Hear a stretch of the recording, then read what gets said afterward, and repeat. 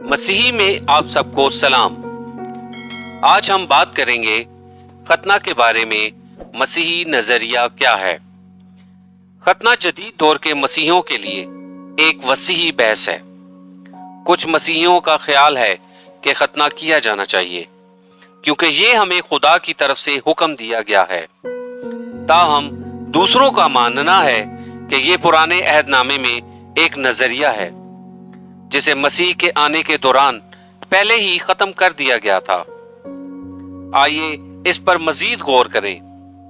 जब हम मुताला करते हैं कि कलाम खतना के बारे में क्या कहता है, पुराने अहदनामे में हम पढ़ सकते हैं कि खतना वाकई खुदा ने अपने लोगों और जो उस पर यकीन नहीं रखते उनको अलग करने के लिए कायम किया गया था। ये मुकद्दस इब्राहिम के साथ अहद के दौरान पैदाइश 17 में पूरी तरह पढ़ा जा सकता है। ये मेरा अहद है जिसे तुम मेरे और तुम्हारे बाद और तुम्हारी औलाद के दरमियान रखोगे। तुम में से हर मर्द का खतना किया जाएगा। तुम्हें अपनी खालों के गोश्त में खतना कराया जाएगा और ये मेरे और तुम्हारे दरमियान अहद की अलामत होगा। जो तुम में से 8 दिन का हो उसका खतना किया जाए।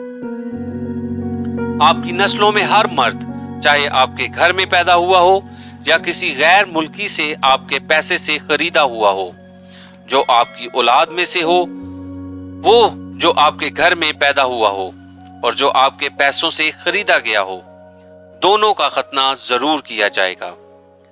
तो मेरा अहद तुम्हारे जिस्म में एक लाजवाल अहद होगा।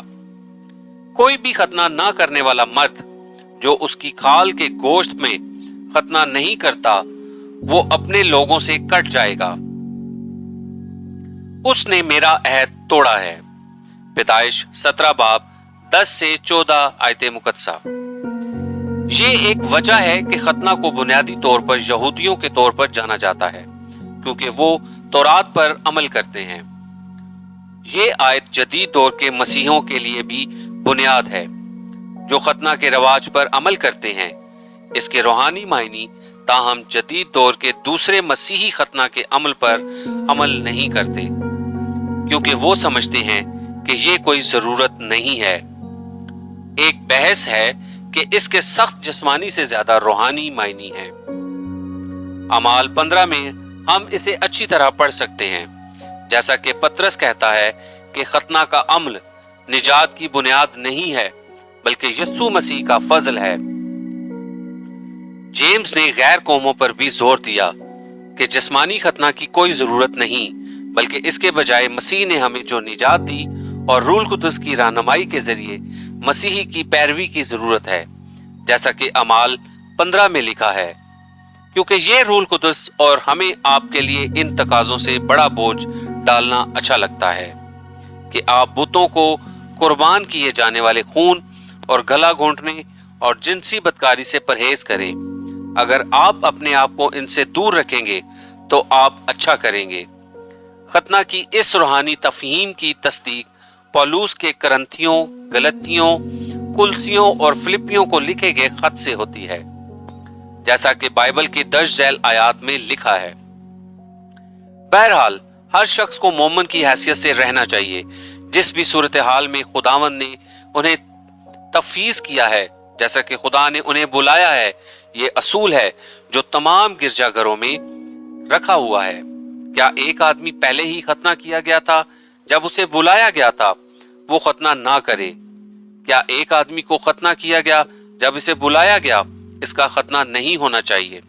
खतना कुछ नहीं और खतना कुछ नहीं। खुदा के अहकामात पर अमल करना ही अहमियत रखता है।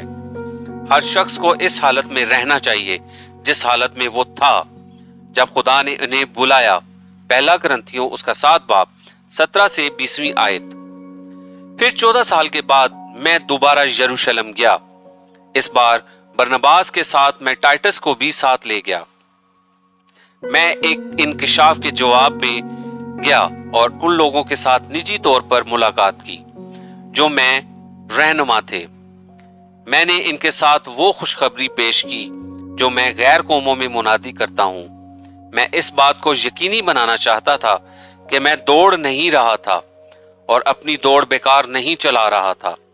پھر بھی ٹائٹس جو میرے ساتھ تھا کو ختنہ کروانے پر مجبور نہیں کیا گیا، حالانکہ وہ یونانی تھا۔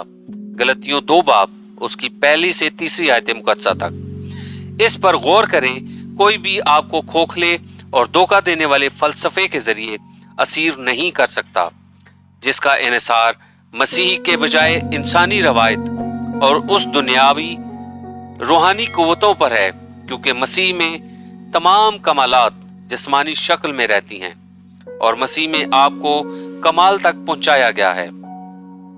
وہ ہر طاقت اور اختیار کا سربراہ ہے۔ اس میں آپ کا ختنہ بھی کیا گیا، جس کا ختنہ انسانی ہاتھوں سے نہیں ہوا۔ آپ کے پورے جسم پر حکمرانی اس وقت تک ختم کر دی گئی جب آپ کا مسیح ختنہ کیا گیا۔